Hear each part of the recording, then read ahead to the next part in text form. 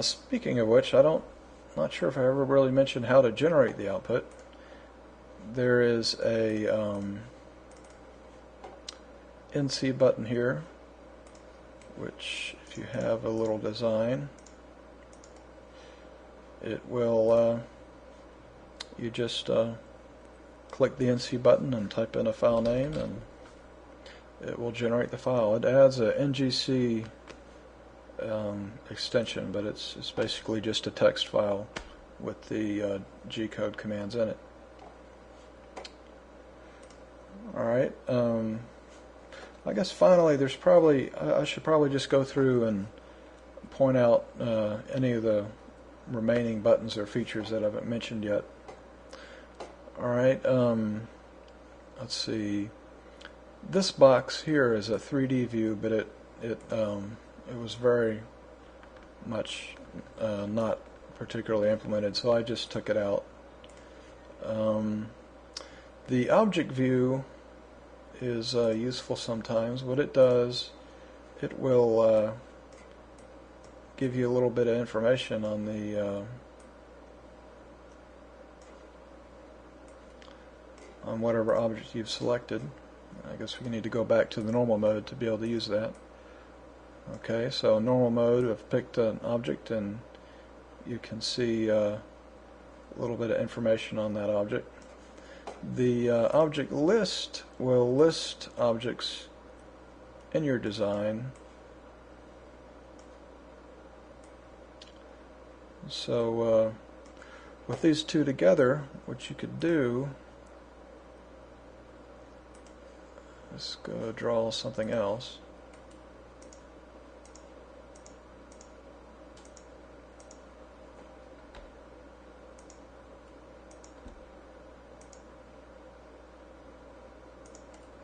Okay, now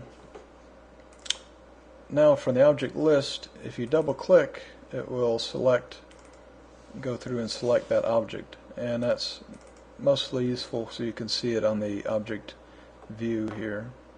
So you can browse, it gives you a little quick, easy way to check all the coordinates for border sets, things like that. Okay. Now, okay, after that, there's the add component. We covered that. There's the save position and pop position. So what you could do,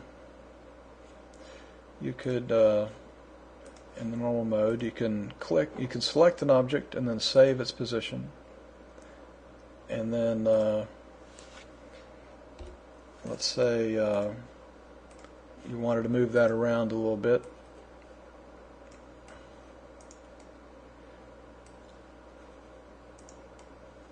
But you ended up not liking that, so pop pos will pop it back to where it was.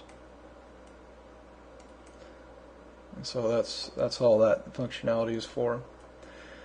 In the middle here, there are a bunch of toggles for toggling through the turning visibility on and off for different options. Now there's the mill table, the tooling plate, your work area, toggling the grid, toggling the reference geometry, and toggling the vertices on the reference geometry. And that's pretty much all those buttons do. These two buttons have to do with how it decorates tool paths. Now if you go to layer view, you can see that a little better.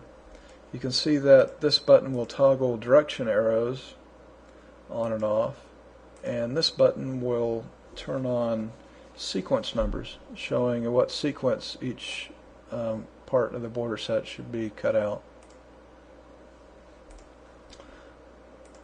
Okay, again there's the NC button to generate the code.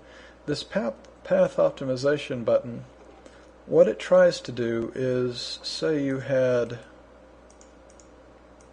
a couple different pieces of geometry here, and in the order that I just created them, it would probably cut out this large piece first, and then come over here to the corner and then go way back down here and then come back over.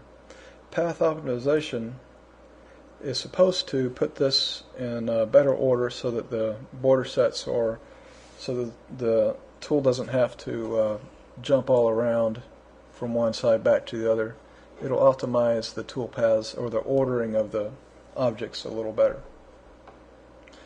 Then there's just a clear layer button that clears everything on the layer, a clear all button that deletes everything, and then this WA button is to edit your work area.